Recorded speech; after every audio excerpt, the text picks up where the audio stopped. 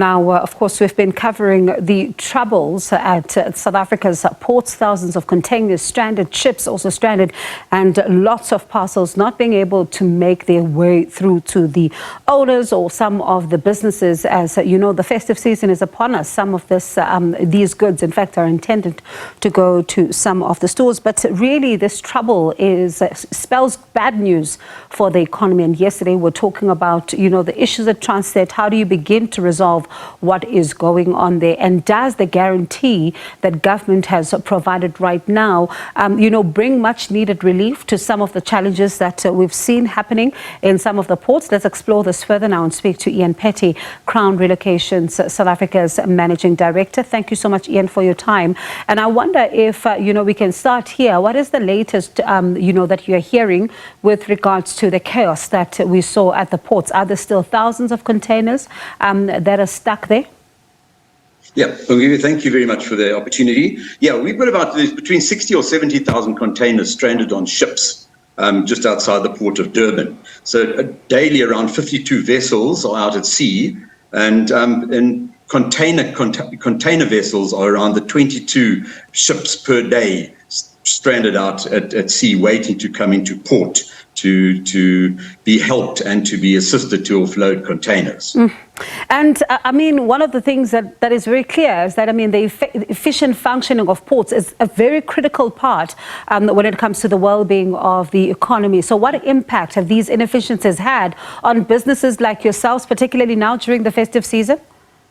Yeah, well, I think, we do sit in the retail sector are sitting in a massive problem at the moment. It's going to take at least 18 weeks to clear those containers, but every day more ships arrive. But with Christmas upon us, and even with Black Friday that's passed, so many of the vessels that have got stuff, the retail shops, goods on board, will not be on the stores, on the floors for the festive season. So, and it's just due to massive inefficiencies and us not getting our act together in port.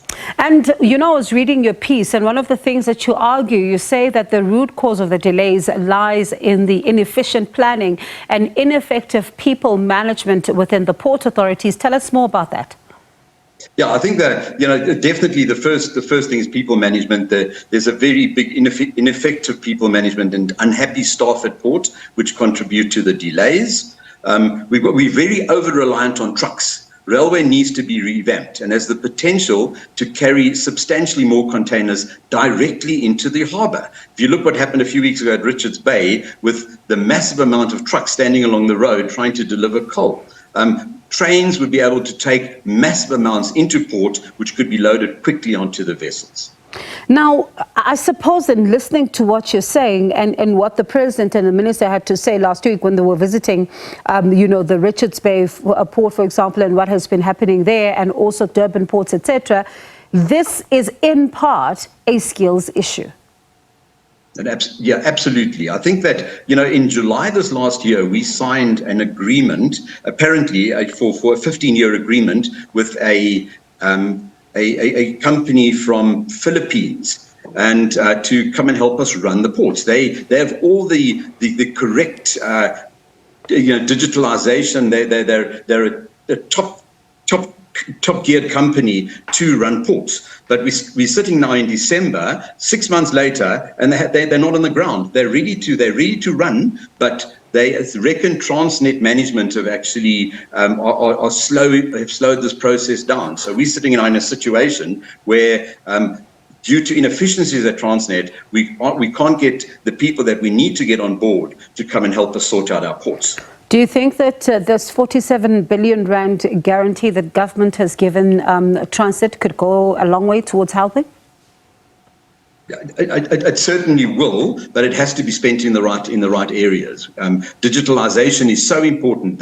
We need to embrace maritime digitalization with the money spent in the right avenues. And I think also the ailing infrastructure at our ports, the gantries need updating, need maintenance. And if we spend it on maintenance and also on embracing the digitalization programs, which this Filipino company will bring to our shores, the quicker we can do that, the quicker we will start getting containers moved in and out of the country.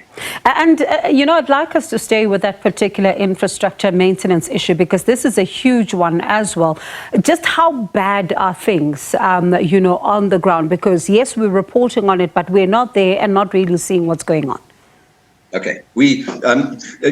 I spoke to people that were on helicopters last week, flying around the Durban port, looking out at sea and the amount of ships out at sea. And they looked into port, and there are a number of empty berths and idle cranes in the port. So we've got lots of place to handle ships in the port, but the ships are all out at sea, and we haven't got the infrastructure, the manpower, and the ability to handle more containers than what they're currently handling. So the container itself, there are many open berths where ships could be docking.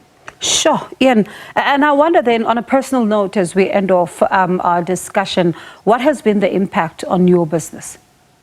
Well, in our business, we're in the household goods moving industry, where people leaving the country or coming to the country and our containers are not priority. If we're not perishable goods that will be perishable or sell by date, we always get pushed to the back of the queue. So we've got some very frustrated clients that containers are either sitting out in the sea or not being loaded, because ships aren't just coming into Durban anymore, because we haven't got our act together. So, Ian, then if your goods then are not a priority, so I suppose then that, you're not alone, and there's certainly a lot more who are finding themselves at the back of the queue. So which means then, as you say, we're still a long way to go then in clearing this crisis. We absolutely have a long way. Apparently, the World Bank did a census on. They looked at 370 ports worldwide. Cape Town came in at 355. Durban came in at 364. So basically, South Africa have got the worst performing country for container ports globally. So it's not a good sign. And I know it's not an easy fix, but there is a fix there, and we need to get our act together. Transnet really need to pull up their socks. And I suppose, giving us that global, standing right now, it's not good, good news for us, particularly when you think of overseas companies or investors who would like to move in this particular space. Well, Giba, you're so right, and I think that I'm very optimistic about South Africa, but at the same stage, we've got everything going for us, but we just really need to get our act together, and we need to delight people, because people over the shipping lines just look at us and they feel we're a joke. So we need to get our act together and make things happen. Do you think the public-private partnership will help? Absolutely. We need privatization is a big thing. I personally believe we've gone a long way trying to do it on our own, but we need to look at privatization and companies that will come in and run the business cost effectively and productively. Ian, thank you so much for your time, and so sorry, for your business, as you say, that you're now sitting with frustrated clients, and I can only imagine how many other business owners are sitting with the problem that you're sitting with right now. But certainly, as you say, we are hoping that it is, dealt with and resolved as speedily as possible. But do appreciate your time this afternoon. That is Ian Pettey, Crown Relocations SA Managing Director.